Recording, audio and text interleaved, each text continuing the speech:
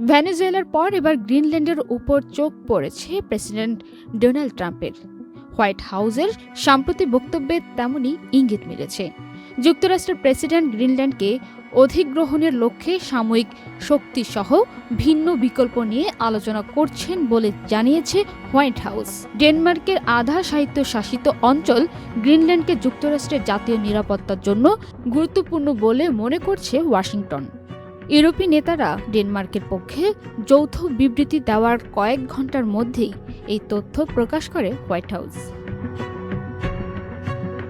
Donald Trump সম্প্রতি আবারও বলেছেন, নিরাপত্তার স্বার্থে যুক্তরাষ্ট্রের গ্রিনল্যান্ড প্রয়োজন।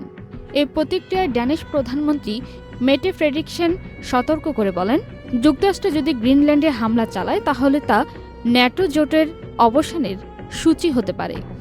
হোয়াইট হাউসের ভাষ্য অনুযায়ী প্রেসিডেন্ট ও তার পররাষ্ট্র নীতি বিষয়ক দলদক্ষ অর্জনে নানা পথ বিবেচনা করছেন, যেখানে প্রয়োজনে সামরিক বাহিনীর ব্যবহারের বিষয়টি কমান্ডার ইন চিফের হাতে থাকা একটি বিকল্প হিসেবে রয়েছে।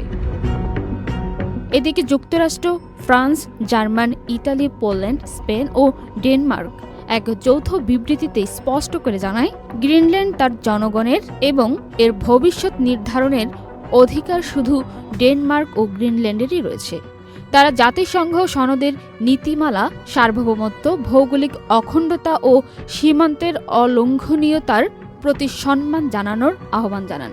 একই সঙ্গে উত্তর মেরু অঞ্চলের নিরাপত্তা নিশ্চিত করতে ন্যাটোর মিত্রদের সম্মিলিত ভূমিকার প্রয়োজনীয়তার কথাও তুলে ধরে ইউরোপীয় দেশগুলো।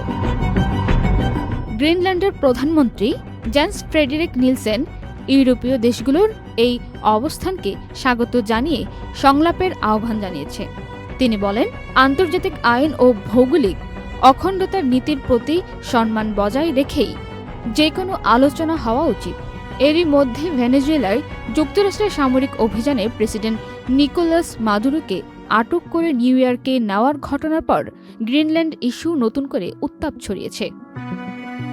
এ প্রেক্ষাপটে ট্রাম্পের ঘনিষ্ঠ সহযোগী স্টিফেন মিলারের স্ত্রী কেটি মিলার সামাজিক যোগাযোগ মাধ্যমে মার্কিন পতাকার রঙে রাঙানো গ্রিনল্যান্ডের মানচিত্র পোস্ট করে শীঘ্রই লিখে দেন, যা নতুন করে বিতর্ক উস্কে দেয়।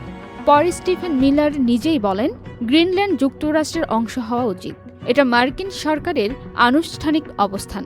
সিএনএনকে দেওয়া এক সাক্ষাৎকারে বল প্রয়োগের সম্ভাবনা নিয়ে প্রশ্নের জবাবে তিনি দাবি করেন, গ্রিনল্যান্ডের ভবিষ্যৎ নিয়ে যুক্তরাষ্ট্রের বিরুদ্ধে কেউই লড়াই করবে না। পান্না আক্তার, চ্যানেল আই।